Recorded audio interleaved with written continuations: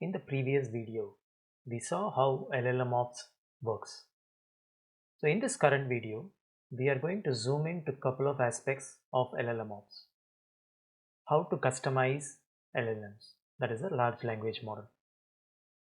So typically, there are three different ways to customize a model. The first one is prompt engineering. In this mechanism, you train a model through prompting, which is nothing but giving its inputs.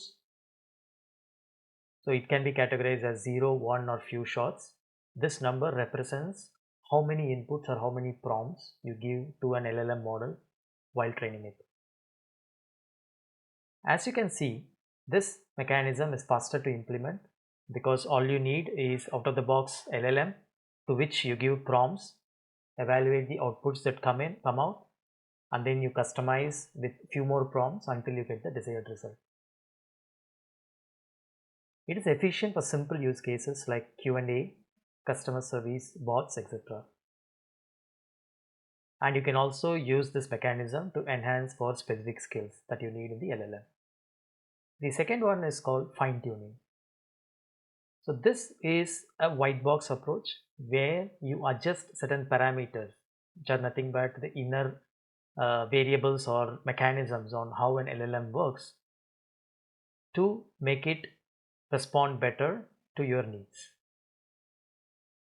So again, this is a deep dive approach where you need to understand how the model works before being able to customize it.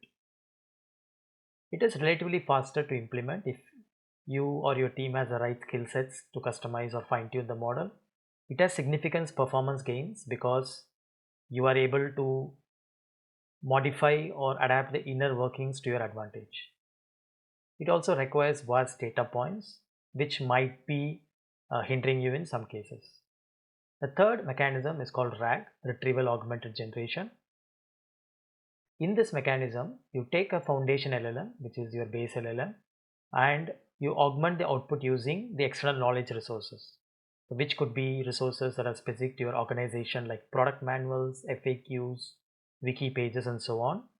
And then the prompts are sent to the system and the output that you get is very contextual for your needs. So for example, if you want to train the LLM based on your documentation and be able to answer your product related queries, this is the mechanism that you go for.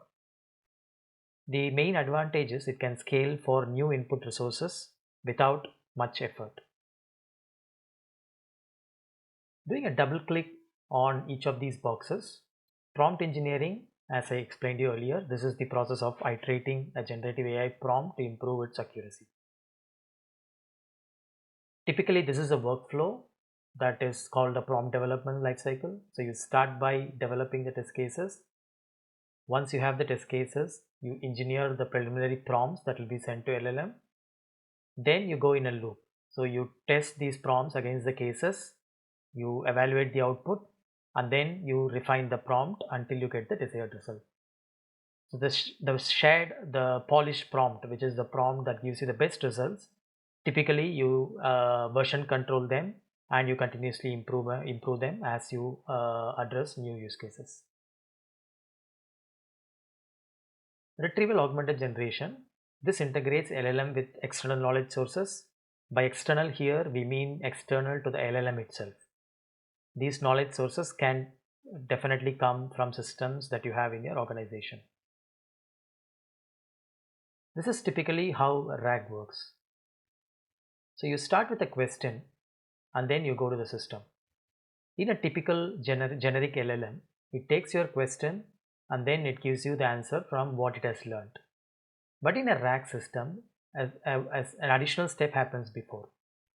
So the one that you see a smart retriever here, what it does is it looks up for the relevant information from the domain specific knowledge base. So it could be documents, it could be internal wiki pages, it could be Confluence pages, it can be any knowledge source that you have in your organization. So once this is retrieved along with the question, the knowledge that is retrieved from the documents is augmented. So basically the question plus documents goes into the LLM, which acts as a text generator here. And then it generates the output based on the contextual information that is sent to it. So as you can see, this particular section is what is different in RAG from a typical LLM, and this helps you make it more relevant to your organization. Lastly, fine-tuning LLM.